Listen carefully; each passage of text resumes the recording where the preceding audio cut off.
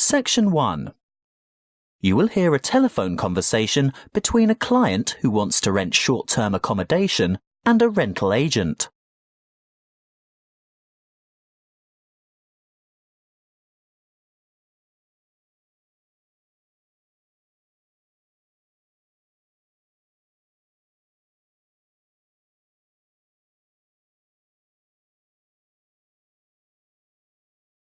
You will see that there is an example that has been done for you. On this occasion only, the conversation relating to this will be played first. Good morning. Ace Accommodation. How can I help you? Good morning. I'd like to organise some short stay accommodation on the Gold Coast, please. Certainly. Who am I speaking to? Miss McKinley. Sylvia McKinley. Could you spell your family name for me, please? It's MACKINLAY.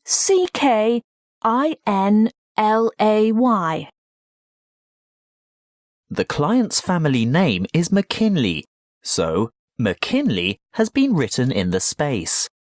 Now we shall begin. You should answer the questions as you listen, because you will not hear the recording a second time. Good morning. Ace Accommodation.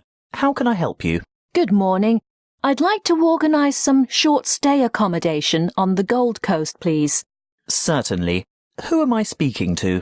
Miss McKinley. Sylvia McKinley. Could you spell your family name for me, please? It's MACKINLAY. Thank you. And your first name is Sylvia? Yes. Is that with an I or a Y? A Y, the old-fashioned way. That's SYLVIA. Thank you, Miss McKinley. Now, just for our records, can you tell me what country you live in? Of course. It's England, actually. I thought so. Now, when are you coming? Well, at the moment, we're planning on arriving on July the 26th. Oh, the 25th. That's the last day of the public holiday, and it might be difficult to find something available on that date. No, we're coming on the 26th of July. Oh, well, that's fine then. We'll have lots of good places vacant by then, although you wouldn't be able to move in until late afternoon, because our cleaning crew will need time to get everything ready for you. That suits us. Our flight won't get in until early evening anyway. How many of you will there be? Just my sister and myself. And how long do you intend to stay for? Oh, only a couple of weeks. We'd like to stay longer, but we'll have to get back to work. So, you're not coming on business then? No, it's just a holiday. Why, what difference does that make? Oh, you'd be surprised. Business people have different needs. You know, wireless internet, even fax machines and photocopiers. No, we won't need any of that stuff. We'll be coming to relax and get away from all that kind of thing. Before you hear the rest of the conversation, you have some time to look at questions 6 to 10.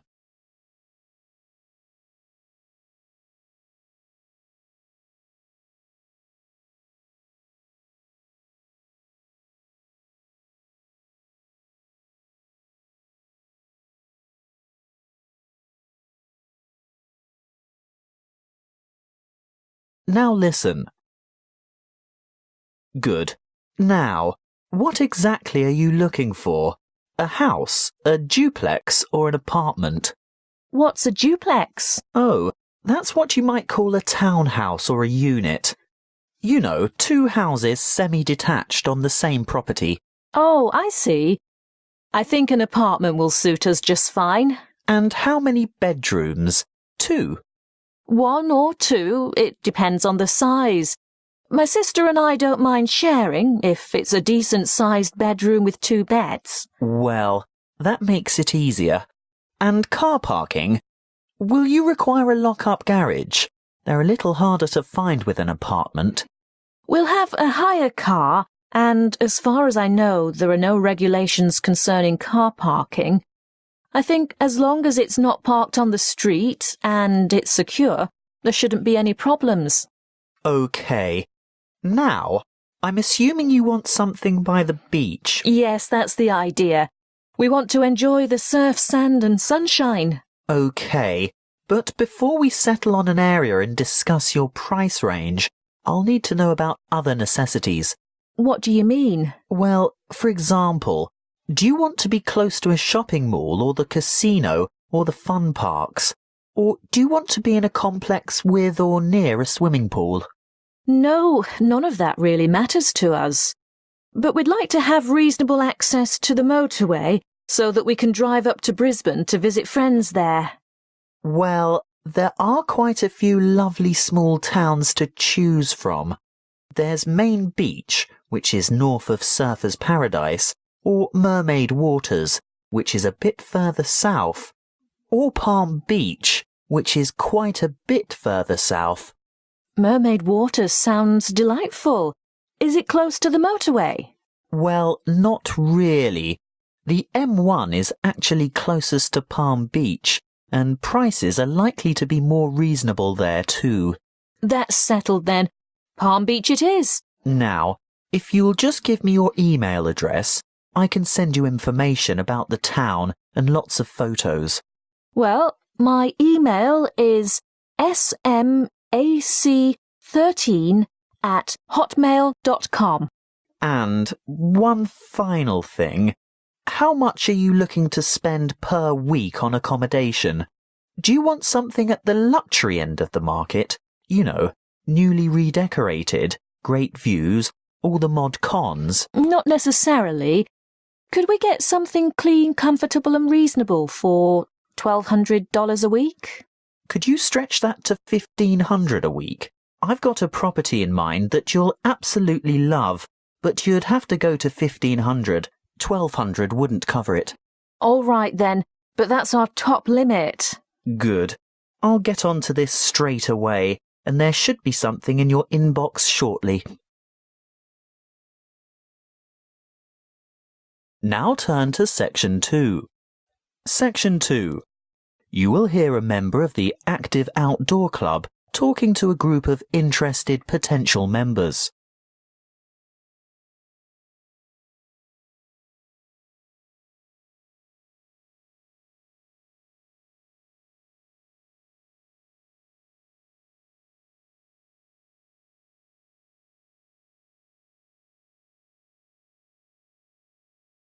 Now listen.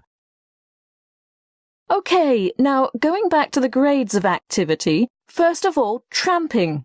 This is very popular with singles and couples without children, but is certainly not restricted to those groups. Tramping is arranged for Tuesdays and Saturdays throughout the year.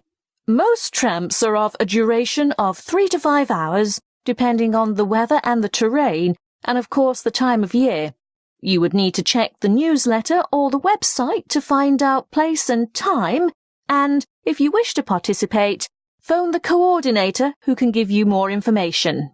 I'll move on now to walking, which is very popular with families, but open to everyone, and walks are arranged for every Thursday and every Sunday over the course of the entire year.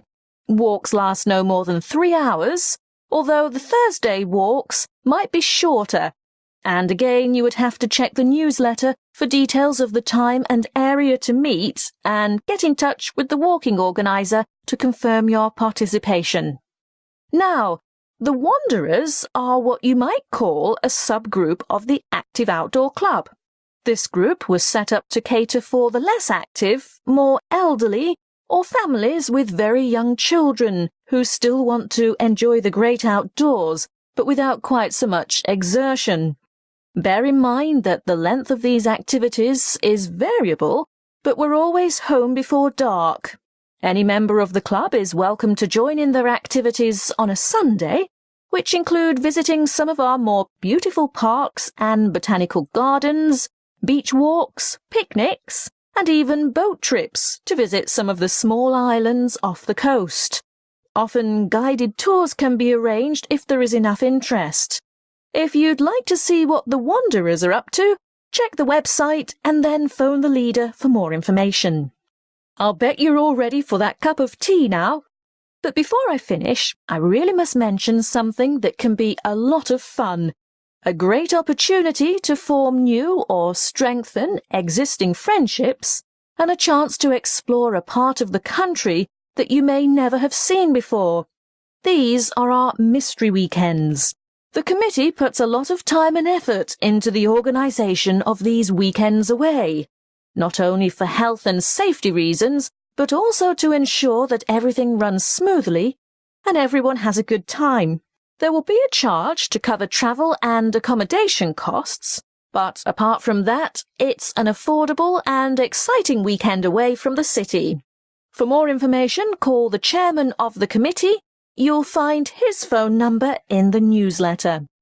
So, that's all I have to say at this point. Please enjoy the refreshments, chat with the others, and feel free to ask questions. All the committee members are wearing large red name badges, so they're easy to find.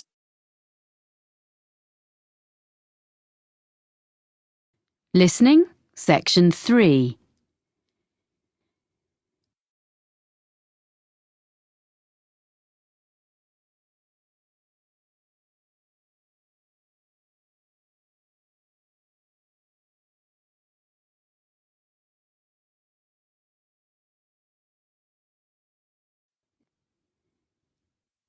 Oh, hi, Ivan. Oh, hi, Chloe.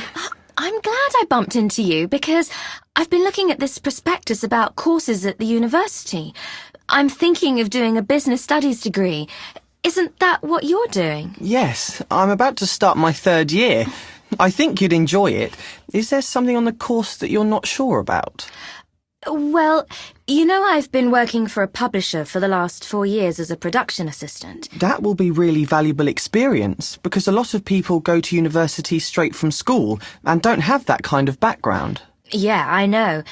And I'm used to dealing with figures and percentages and things, but it's been a while since I've sat down and put my ideas into an essay. I was never that good at it, and I'm not sure I can do it now. But you did okay at school, so I'm sure you'll soon get into it again. I was worried about different things when I started, like if I'd be able to use all the computer programs. But you only really need the basics. You have to do a lot of presentations, and I thought that would be hard. But we'd actually had such a lot of practice at school, it was fine. But did you find writing essays easy? It was okay, but I was hopeless at getting them in by the deadline. And I was always late for lectures, so I had to work hard at that, and I tend to be early now. It's good that you've sorted yourself out before you go and get a job, or you might not have it very long. I think the course looks really interesting. It is. And it also gave me the chance to spend 6 months working in a local business last year. That's not so important for me, unless I could go abroad to use my foreign languages. But that doesn't seem to be on offer, which is a shame. What really appeals to me, though, is the idea of being assessed throughout the year. I think that's a much more productive way of learning, instead of everything being decided in an exam at the end. It's good for people like you who are hard-working all year round. You'll be spending all your time in the library. They've just expanded it too. That's good. Well, yes and no. They've made the study area bigger, but it means they've taken some of the magazines and periodicals away. So I think it was better as it was. The university is expanding all the time, and there are lots of new courses coming next year. Well, that's great news, isn't it? It means the college will have a better reputation, as more people will hear about it. So that's good for us. I agree, but they really need to add more lecture rooms, as we often have lectures in tiny rooms. Well, you obviously think overall it's a good place to do a degree. I should probably go and have a look round. Well, it's holidays now, and there's not much going on there. Oh, so it's probably not worth going in now. But you could email my tutor. I know he'd be happy to answer any questions. I can give you his email address. I looked at quite a lot of other universities and read loads of prospectuses, but I thought this one was the best. That is the end of the listening test.